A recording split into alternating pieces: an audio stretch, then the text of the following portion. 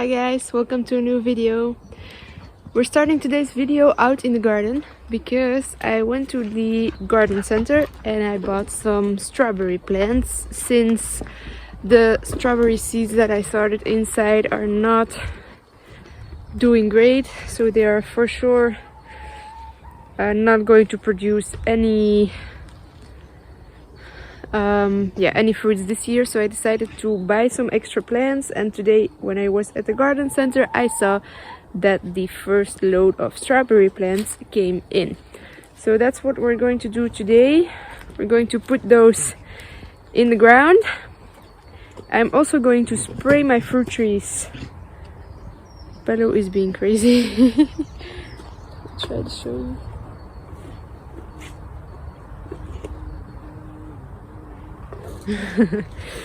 I'm also going to spray my fruit trees against pests and insects.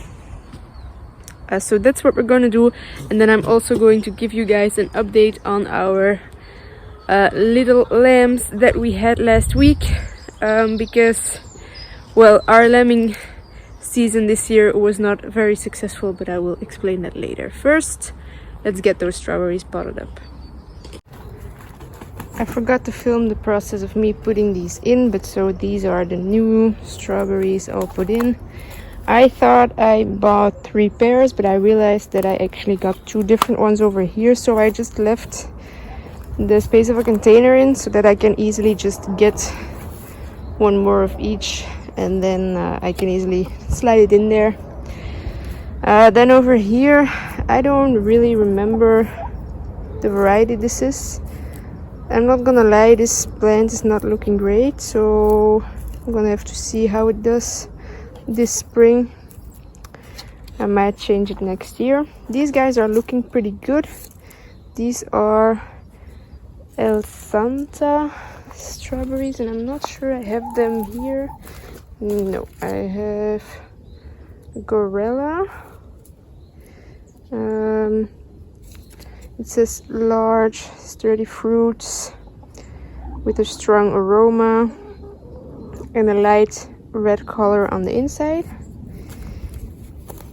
Then we have Dar Select. Also long, big fruits with a sweet taste. Elvira. It says shiny fruit, juicy and good in taste. And then this one I'm actually not sure because there were 2 tags in the pot. So this is either a lambada or a corona. The lambada is middle size with a good aroma. It says that it's very good for baking. Or it might be corona, and corona is what does it say? Juicy, aromatic fruits, large and sturdy fruits. So either one. And then these I already had last year, and they produced quite well. This is the El Santa.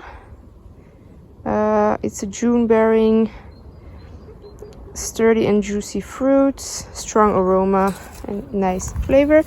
This one again has no tag, so I don't know, but the plant is looking quite good. This is one plant, so and then over here I have Dar Select again. These are my Dar Selects from last year. As you can see, one is very nice, one is a little smaller, but there's new growth pushing through, so I'm pretty sure that one's going to do well. And then for these 3 last containers, I'm hoping that my seedlings will do something and that I can plant them out by late spring in here, and then hopefully in a year or something, maybe 2 years, hopefully they will produce something for me. But with that, I think I'm going to leave my containers. I might fill those 2 spots here, and then I'm of course going to fill these 2 spots, so I might get 4 more plants, but that's really going to be it when it comes to strawberry plants. Yeah, so now I'm going to continue spraying our fruit trees. I just have to be a little careful because I saw that I'm a little bit late already. They are already starting to push some new growth, and I feel like my peach tree is already starting to blossom. Yeah, here you can see this is the peach tree, and it already is putting out some beautiful blossoms. If it wants to focus, there we go. And so the tree is really full of blossoms. So yeah, hopefully we will get maybe one peach from this. That's my goal for the year, have one peach from my peach tree. I'm going to have to keep a close eye on it because it is only the beginning of March right now, and so it's very likely that we will have some frost still, so then I will have to cover this tree. Our pear is not doing anything yet, so this is definitely safe to spray. These are the products that I used to, well, that I'm going to use to spray my trees. So this one is specifically a winter treatment, and it's mainly against lice and just like insects more. And then these two are more against diseases. They're not specifically a winter treatment, you can just treat as you go. So I decided I'm going to treat in advance and hopefully keep the diseases away like that. So yeah, both of these are also specifically for fruit trees. They're not just for tomatoes and potatoes and whatever. They're also, here you can see it, apples, pears, but also pears again, apples, also grapes. These are also for berries, and all the other things. So they're totally safe to use on the trees. I put the baggies in my water to dissolve, and then once that has dissolved, I'm going to put it in my sprayer, and I'm gonna go around and spray them all. The idea is that you spray them until the water drips off, so you really have to spray them very well. I'm gonna try to reach all the way to the top. I'm not sure I'm gonna be able to, but I'm going to do the best I can, and then hopefully we will have some fruits this year. I'm currently at the sheep stables, and I promised you guys an update on our little lambs. So last week on Wednesday, I think it was, I posted a video that we had our first little lambs, and that our other ewe I thought was also going to lamb soon, and I was right, because the day after in the evening she lambed. However, she did not really care for her lambs. She didn't really, she didn't, it's not that she didn't accept them, she accepted them, but she didn't let them drink. And so the lambs, they made it through the first day, so we didn't immediately see a big problem, also because the lambs were actually quite big. They were a little smaller than our, I will show you in a little bit, they were kind of in between the two that we have still over here. So they were not really small lambs, and they made it through the first day, which usually if they don't drink anything, they die after the first day. So we didn't immediately see a big issue, but then we did see that they were kind of cold, which can be a sign that they're not drinking. So we decided, you know what, we're going to let nature do its thing. If it's not to be, then it's not to be. And so indeed, the day after, which was the day before yesterday, we arrived here at the stable, and the lambs had passed away in their sleep. So with that, combined with the fact that our first ewe also did not make it, we are left with 2 lambs for the 2024 lambing season, and I think that's probably the worst year we have ever had with our sheep. So now we are left with these 2 cuties. So we have a ram lamb over there, the big one, and the small one is a ewe lamb. And then yeah, this ewe, she's really sweet, she's really nice. She's just a little bit scared of me. She's a very typical sheep, but it's fine. She has feed, so she will definitely come. Oh, no swimming. We're not going to swim in the buckets, okay? Yes, thank you. No swimming. Hello! This one keeps looking at me. She's the cutest little lamb.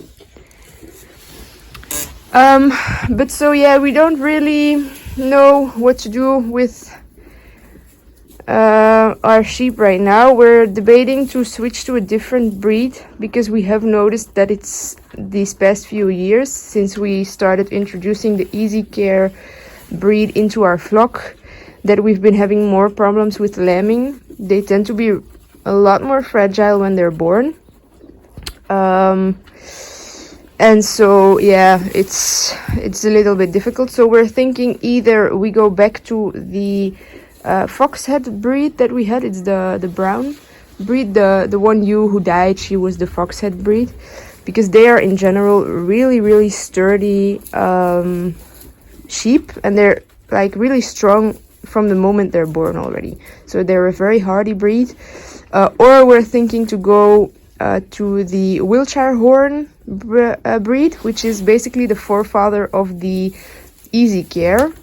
And so they also lose their it's called a hair sheep because they lose their wool in the summer. They change to a summer coat, and then in the winter they change to a winter coat.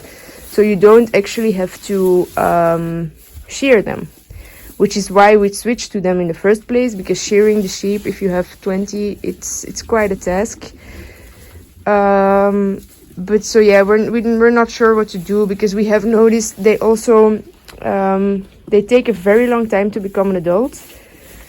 She, for example, took 2 years before she had her first lambs, and she was also just really small, and we're seeing it in this one right now as well. If you see the difference between our ram is being a real bully again.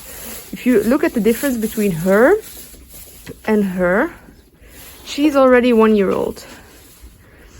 So she should be adult size right now, but this is adult size. So as you can see, she's long not there. She has a long way to go before she gets there.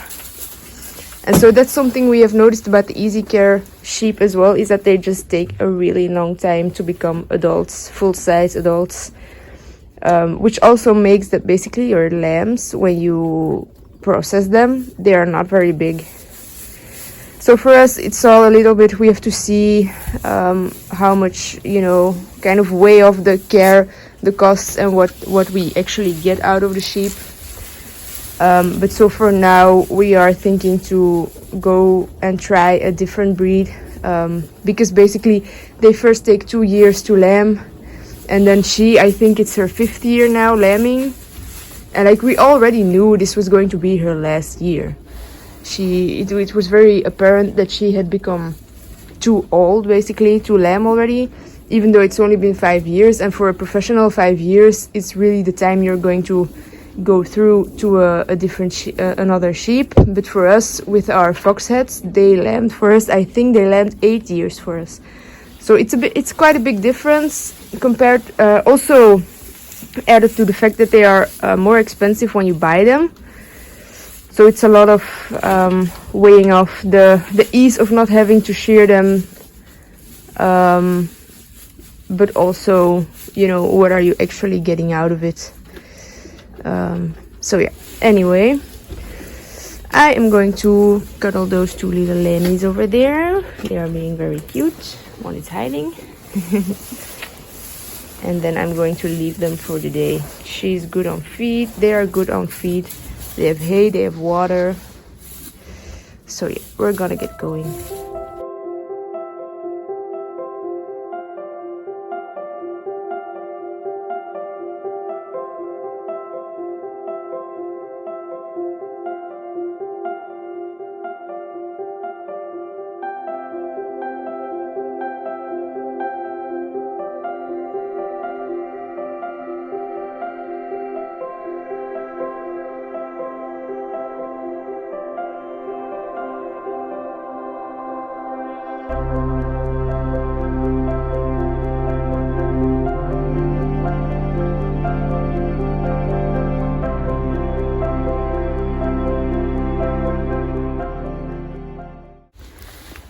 So our 2 little lambs that died, because they're so small you can't process them, so we ended up burying them here in the woods.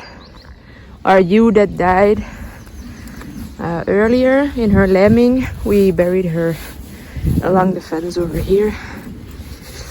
And now the ewe, the mom of the 2 lambs that died, we're going to have to see what we're going to do with them, because there's quite a big chance she will develop mastitis, which is an infection that could kill her. But I think we're just going to see how it develops. The lambs are buried somewhere along here. I did not participate in the burying. That's the part I try to avoid. That's something my dad usually takes care of, just as the processing. I'm not involved in the processing. I hate it. I do not like it. I love taking care of these animals, but the processing is not what I'm here for. Anyway, our ewe will now very likely get mastitis. We're just going to see how it develops. If she makes it to the time that we are processing the lambs, then we will probably just process her along with that, but it's very likely she's not going to make it until then.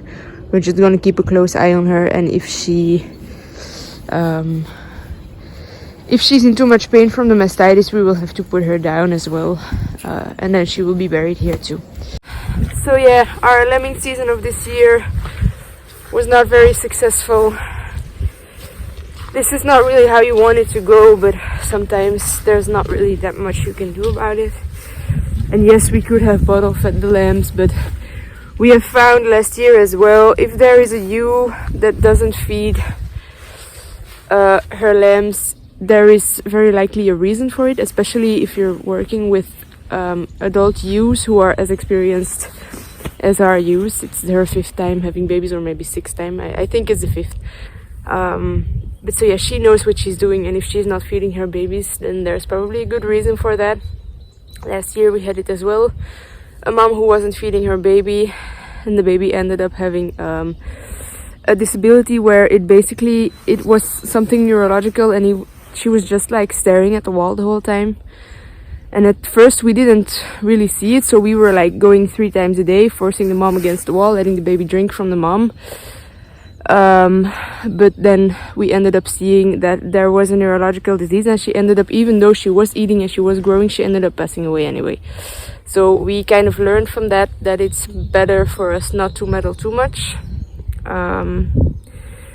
So yeah, it's difficult and it's not fun. It's not the fun part of having sheep, of homesteading, but sometimes it's nature and you can't really do very much about it. So we will see. Hopefully next year we will have better luck, and maybe if we buy some new ewes, we might still have lambs in the beginning of the summer or even in the fall, but then I will just keep you updated on how it goes. But yeah, that's going to be it for today.